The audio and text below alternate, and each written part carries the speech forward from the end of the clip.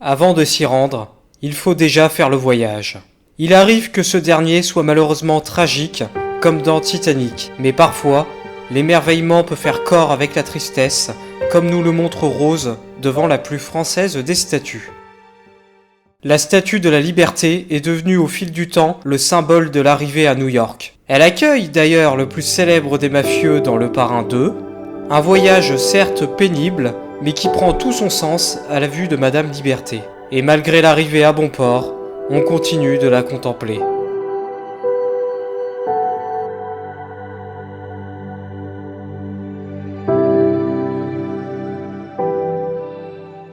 Mais parfois, l'arrivée à New York ne signifie pas qu'on va découvrir la ville. C'est notamment le cas de Jean Lefebvre, dans Le gendarme à New York, obligé de rester dans une clinique. Oh, les copains, on ne me laissez pas tomber. Je veux voir New York, moi. L'histoire continue d'avancer et vient avec la modernité. Désormais, les arrivées se font en avion, comme dans Maman j'ai encore raté l'avion. Ce n'est plus la statue de la Liberté qui accueille les visiteurs, mais bien la sublime skyline new-yorkaise.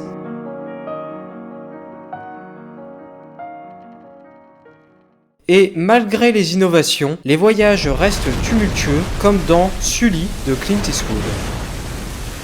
C'est connu, à New York, on adore faire la fête. Et qui de mieux qu'un monsieur Gatsby pour l'organiser? C'est trop pour vous? Alors quittez le bruit de la ville pour des lieux plus insolites, tel Ben Affleck dans Pearl Harbor, qui monte jusqu'en haut d'un bateau de croisière. Cela ne vous convient toujours pas? Alors optez pour une soirée au restaurant, tel Ray Liotta dans Les Affranchis de Scorsese.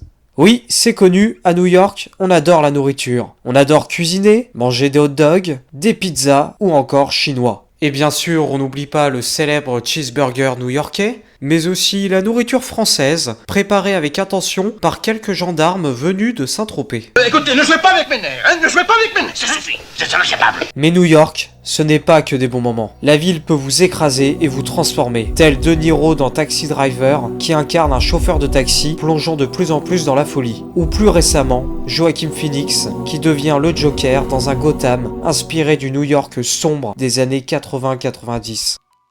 Le cinéma est un excellent moyen pour donner vie aux plus grandes craintes des New-Yorkais, comme un imposant King Kong escaladant l'Empire State Building, ou encore une menace plus moderne, mais tout aussi terrifiante, qui est l'arrivée d'extraterrestres dans le Independence Day de Roland Emmerich, et parfois ces menaces semblent vraiment réalistes. C'est notamment le cas dans Le Jour d'après, montrant les conséquences du bouleversement climatique. Le cinéma en vient même à réveiller les angoisses des New-Yorkais, comme dans World Trade Center, qui compte le pire jour de l'histoire de la ville. Heureusement, les New-Yorkais peuvent compter sur des super-héros prêts à tout pour les protéger. Et parfois, il faut du temps à ces héros pour maîtriser leur pouvoir, comme un certain Peter Parker, qui commence difficilement, mais qui devient avec le temps le symbole de la ville.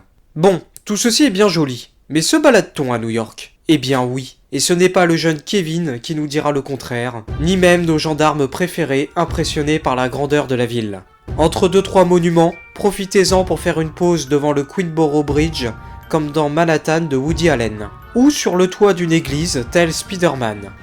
Si vous habitez en périphérie, optez plutôt pour une promenade en voiture, à l'image des deux compères Tobey Maguire et Leonardo DiCaprio. Les sportifs préféreront le footing, les plus courageux quant à eux choisiront un lieu original, comme Philippe Petit qui avait opté pour le regretté World Trade Center. On reste dans les airs avec une petite promenade avec vue sur la ville, en compagnie d'Al Pacino et de Keanu Reeves.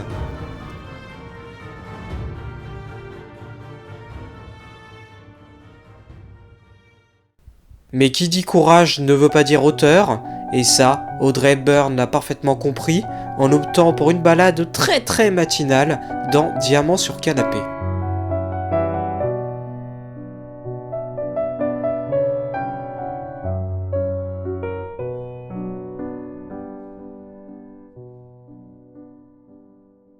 À New York, Vous pouvez tout être. Un millionnaire corrompu, un caïd de la mafia, un tueur à gages, un étrange milliardaire, l'associé du diable, un méchant ou alors un super-héros connu de tous. Vous pouvez également être un chasseur d'aliens, un gardien au musée, un chasseur de fantômes, un éleveur d'animaux fantastiques, une légende. Ou plus simplement un visiteur, un immigré, un père aimant son fils, un jeune cuisinier voulant toujours plus apprendre. Finalement, avec toutes ces possibilités, New York ne représente-t-elle pas elle seule le rêve américain? Le cinéma semble avoir donné sa réponse et nous invite à franchir le pas, partir à New York pour écrire nous aussi notre histoire, notre légende, notre rêve américain.